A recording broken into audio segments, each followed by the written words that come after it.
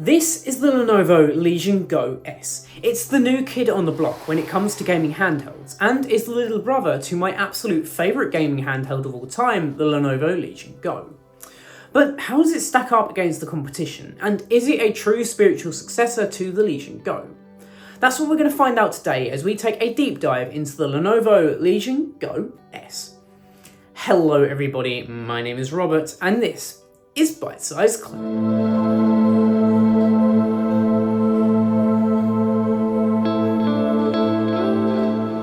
Let's get it out of the way now. If you already own a Lenovo Legion GO, there is no need for you to be watching this video. This is a downgrade in almost every single way, from the screen to the CPU to its design.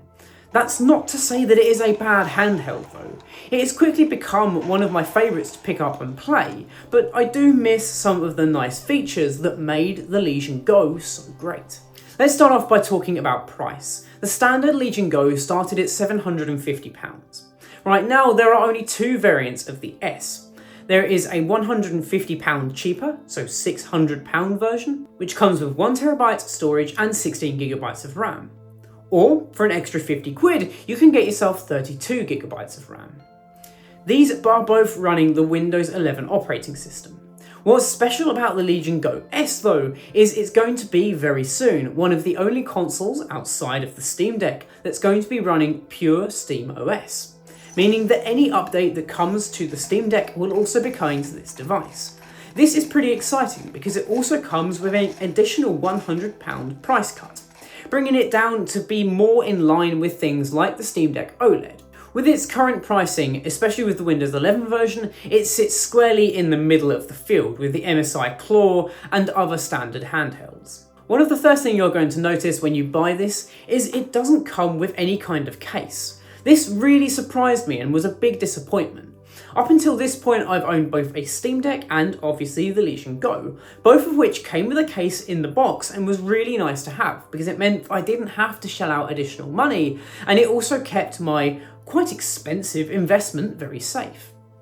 There is this sort of foam insert which came in the box, and it technically can be used as a case, but it's not going to offer a ton of protection, and quite honestly it just means that you're going to have to go off and find a third-party case. Picking it up straight away, you'll notice the main differences between the Legion GO, and that is this guy is a lot more comfortable. Seriously, ergonomics have taken a big upgrade here, and it actually puts it in line with things like the MSI Claw and the Asus ROG Ally. You've got this nice curved back, which means that it sits comfortably in the hand. There's also a slightly smaller screen here, meaning that the overall console is smaller than the Legion GO. It's still one of the biggest screens on the market, coming in at a whopping 8 inches. That's not to say that it is uncomfortably large. I actually think that the screen here is a perfect size for this kind of handheld. That screen is also running at 120Hz. That's taken a dip from 144Hz that the original Legion GO came with. We've also taken a resolution drop here as well, topping out at 1920 by 1200. This is still one of the best displays that you're going to get on a handheld. Honestly, I love the Lenovo displays. And sure, it's not as high resolution and you will notice it in some games, but quite honestly, with the lower powered chipset that's in this device, you're probably not going to notice it in day-to-day use. Touring the front of the device, you've got the standard Xbox style layout with 2 thumbsticks, as well as all your face buttons and a D-pad which is quite frankly atrocious. I hate this D-pad. It is mushy and clicky and just awful. In fact, most of the buttons here don't sound that great. They're almost a little too clicky and hard to press. We do at least get front-facing speakers this time. This is a major upgrade from what we saw on the standard Legion GO, which had upward-facing speakers. They sounded absolutely awful, and these guys don't. Sure, it's not as good as some of the other handhelds on the market, but if you're going to be playing this when you're on the go anyway, you're probably going to be using headphones, so the speakers really don't matter too much. You've got 4 buttons, 2 either side of the screen. The top 2 are for the Legion Space app, taking you to the homepage of Legion Space and opening up the quick settings menu, allowing you to change quick settings from screen resolution to battery power and also brightness. The bottom 2 are your standard start and select buttons. Much like the standard Legion GO, you also get a thumb pad here on the right hand side. This allows you to use it as a mouse. This is a lot smaller than what we saw on the original controllers, but quite honestly, again, I didn't mind too much. It was nice and easy to use to navigate. I probably wouldn't play many games using it. Things like Civilization 7 really don't work very well on this kind of device. They're just not built for it, which is ironic having a large touchscreen. Along the top of the device, you've of course got both the sets of triggers and the trigger buttons. These triggers can actually be adjusted on the back of the device to have a short or a longer travel distance. This is really nice to see for an FPS standpoint, and not many other controllers do that. You've obviously got the air vents and 2 USB-C ports. As opposed to some other handhelds that have one on the top and one on the bottom, allowing you to dock and charge in different locations, this is just having them both on the top. I really don't see too much of an issue with this because standardly, when I'm playing this thing, I'm holding it like this while I'm lying in bed, and I don't want a cable dashing out the bottom of it because it's just going to get in the way. So having it on the top makes sense. You've also got the volume rocker and the power button. On the back, you see no kickstand. So this is definitely a device that is meant to be played while handheld. This really isn't a tabletop device unless you wanted to dock it, much like a Nintendo Switch. But unlike the main Legion Go, you can't snap the controllers off here. So if you wanted to play kicked back on your couch, you'd need to provide your own controllers. And that's one of the biggest drawbacks that I've seen between this guy and the standard Legion Go. And at first, I didn't think I'd like it. I thought that I would really miss having the controllers that could disconnect, but I really don't. And I've actually really enjoyed my time with the Go S. On the bottom of the device, all you get is a micro SD card slot. Thankfully, internally you do get a terabyte of storage by default, no matter which model you choose. I'm really glad to see that a terabyte has become the standard now, because back in the day when I had my initial Steam Deck, I think I bought the 256 gig version, it just wasn't enough space, quite frankly. A terabyte is a pretty nice amount of space. You can fit a few good AAA titles on here and not have to worry about deleting and re-downloading things all the time. Powering the device on, you're met with the standard Windows 11 experience.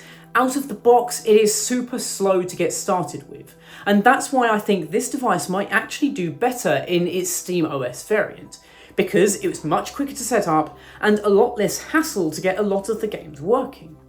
The main reason to choose a Windows build over the SteamOS is the app compatibility. A lot of games that you would want to play, for example games that have anti-cheat like Apex Legends, didn't initially work on the Steam Deck.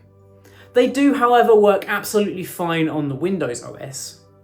Once you've got everything set up, it's really easy to jump into your games. You can use standard Steam Big Picture mode, or you can use the Legion Go Space app, which allows you to download games, as well as see your library of games all in one place, launching them from there. This screen is definitely one of the big advantages to choosing this guy over the competition. It is an absolutely beautiful screen. It's bright, it's vivid, and it's fast refresh rate. 120Hz is more than enough for the majority of games that you'll probably be playing. Internally, we've taken a hit in terms of performance here as well. You would think that the higher number on the CPU is better. You're getting the Ryzen Z2 Go chip here, whereas you had the Z1 Extreme chip previously. But that's not the case. The Z2 Go is actually about 10% slower than the Z1 Extreme, meaning that you are going to see quite a significant performance drop in certain titles. I myself really didn't notice it, but that's because I've been playing older style games like Batman Arkham Origins and all of the Arkham games. If you're an absolute stickler for performance, there are better handhelds on the market for you. Choose something like the Legion Go and maybe even the MSI Claw. However, in terms of performance compared to the Steam Deck, they're pretty much on par, if not a little bit better here. But you would expect that from the slightly higher price point compared to the Steam Deck. Overall, its design is comfortable and an absolute joy to play. There are 2 buttons on the back which can be reprogrammed to basically do anything you want. I really didn't find myself using these a ton, if at all, in my games, because my hand kept hitting them as I was playing. You can disable them and just not use them at all if you want, and that's what I did. It wouldn't be a gaming device without a little bit of RGB, and there's definitely some RGB here with the thumbsticks. It looks nice, but there really is no advantage to it, and it just absolutely drains your battery life, so turn it off if you can. In terms of battery life, that is something that's been improved over the standard Legion Go. We've got a 5200 mAh battery here, meaning that you're going to get a little bit more playtime for your money. The Legion Space Quick Settings is nice and easy to access and is a really nice way to be able to control performance metrics, as well as tinker and change some controls. It's definitely not SteamOS and is still pretty buggy being a Windows platform, but quite honestly, I really didn't notice it too much during my playtime. That being said then, who would I recommend the Legion Go S for? In its current Windows 11 variant, I think there are better handhelds on the market, and I'd love to try out a few of them. If you're interested in finding out a little bit more about some of these handhelds and maybe even having a showdown between them all, let me know in the comment section down below and get subscribed as well while you're down there. I think the Legion Go S really comes into its own when we get that SteamOS variant. We're seeing a much lower price, bringing it more in line with the Steam Deck, and you're getting that absolutely amazing operating system that is SteamOS. Sure, it's Linux based, but that Photon compatibility layer means that basically any game you want to play is going to work, and it's going to work pretty seamlessly. In terms of deep dive performance numbers, that's really not something that I do, because it's not something that I personally pay attention to with these kinds of devices. As long as I'm hitting a smooth 60, I'm happy.